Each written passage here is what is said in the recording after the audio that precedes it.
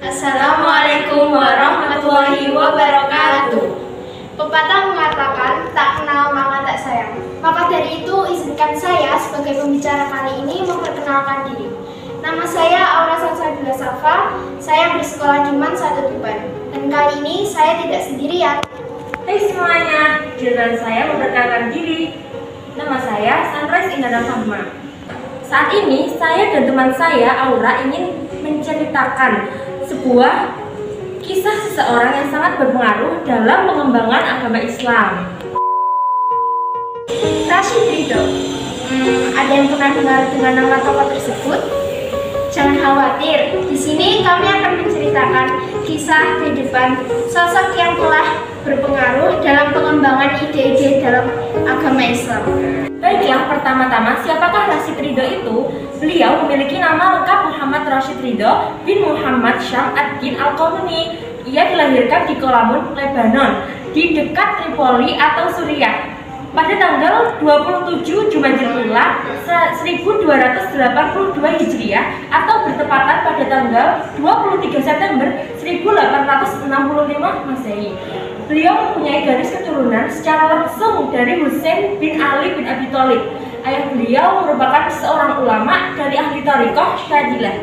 Ia dibesarkan di lingkungan keluarga terhormat dan taat beragama. Benar sekali. Dan dari ayahnya lah yang seorang ulama tarekat Syadziliyah, beliau menuntut ilmu. Baik, di sini giliran saya menjelaskan sejarah pendidikan beliau. Saat masih kecil, beliau bersekolah di madrasah tradisional yang ada di Kalamun.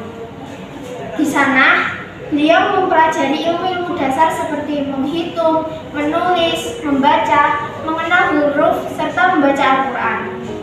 Setelah tamat di sekolah pertamanya, beliau dikirim orang tuanya untuk melanjutkan sekolah di Al-Madrasah Al-Wataniyah Al-Islamiyah yang ada di Tripoli, Lebanon.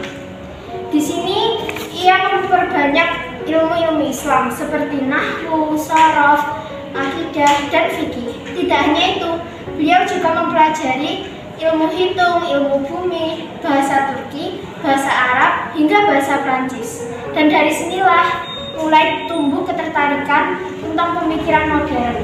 Sayangnya, Rashid Ridho tidak lama bersekolah di sekolah yang didirikan oleh Syekh Hussein Al-Jisr karena sekolah tersebut tidak mendapat dukungan dari Kesultanan Utsmani. Maka beliau berpindah ke sekolah agama lain yang ada di Tripoli.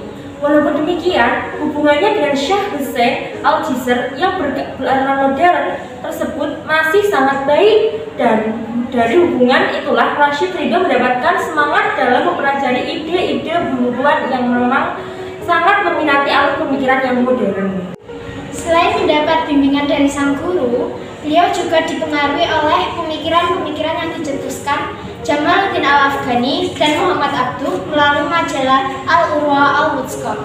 Pada Januari tahun 1898 Masehi, beliau melanjutkan studinya ke Mesir, yaitu ke Universitas Al-Azhar. Berbeda dengan mahasiswa Al-Azhar yang lain, beliau lebih memiliki jiwa kritis dan suka mengadakan perbincangan mendalam mengenai suatu bidang ilmu. Ini secara tidak langsung merupakan pengaruh dari pemikiran Jamaluddin Al-Afghani dan Muhammad Abduh. Bagi beliau, memupuk sikap intelektual perlu dilakukan sejak dini. Dalam bidang agama, Rashid Ridho berpendapat umat Islam lemah dikarenakan tidak lagi mengamalkan ajaran agama Islam yang murni seperti yang diterapkan oleh Nabi Muhammad SAW. Sebab ajaran pada saat itu sudah tercampur bid'ah dan hufarat. Rashid Ridho juga menegaskan, jika umat Islam ingin maju, mereka harus kembali berpegang teguh kepada Al-Quran dan Sunnah Rasulullah SAW tanpa terikat oleh pendapat-pendapat ulama terdahulu yang tidak sesuai dengan tuntunan hidup modern. Ia kemudian mengamati paham fanatisme yang menyelimuti umat Islam pada waktu itu.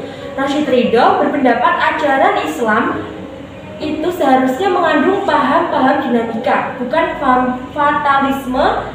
Idenya yang lain ialah toleransi dalam bermazhab. Menurutnya, Islam dikarenakan adanya sikap fanatisme terhadap mazhab.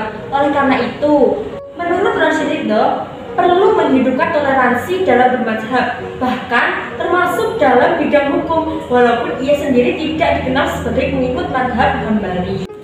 Dan dari pemahamannya akan pentingnya berpikir secara modern untuk umat Islam, beliau merencanakan menerbitkan majalah yang nantinya akan berisikan bidang agama, sosial, ekonomi. Dan dari majalah inilah beliau menuangkan pemikiran-pemikiran modern dengan tujuan memberantas tahayul dan paham-paham bid'ah yang ada pada umat Islam saat itu. Awal mulanya Muhammad Abduh tidak menyetujui gagasan ini, dikarenakan pada saat itu di Mesir sudah cukup banyak media massa. Akan tetapi Rashid Ridho meneguhkan tekadnya untuk tetap melanjutkan menerbitkan majalah itu, walaupun ia harus menanggung kerugian material. Melihat kegigihannya, akhirnya Muhammad Abduh menyetujui dan memberikan nama majalah itu Al-Manar. Majalah Al-Manar terbit untuk pertama kalinya pada tanggal 22 Syawal tahun 1315 Hijriah atau 17 Maret tahun 1898 Masehi. Mulanya, majalah ini terbit dalam skala harian dan hanya disebarkan di Kairo, Mesir. Rashid Ridho juga dapat disebut sebagai seorang yang aktivis politik. Tahun 1920 Masehi, ia pernah menjabat sebagai Ketua Presiden Kongres. Tahun 1921 Masehi, menjadi anggota delegasi Suriah Palestina di Jenewa. Ia juga menjadi anggota Komite Politik Mesir di Kairo selama masa pemberontakan Suriah tahun 1925 hingga 1926 Masehi. Dan menghadiri konferensi Islam di Makkah tahun 1926 Masehi. Pada masa tuanya, ia tidak mau tinggal diam, walaupun kesehatannya terganggu. Rashid Ridho wafat pada bulan Agustus 1935 Masehi dan dimakamkan di Mesir bersebelahan dengan sang guru. Muhammad Rashid Ridho memiliki visi bahwa umat Islam harus tetap mengamalkan ajaran murni Rasulullah SAW tanpa mengurangi ataupun melebihkan. Dan kita sebagai penerusnya harus bisa lebih mempelajari ilmu-ilmu yang sedang berkembang saat ini agar kita tidak tertinggal.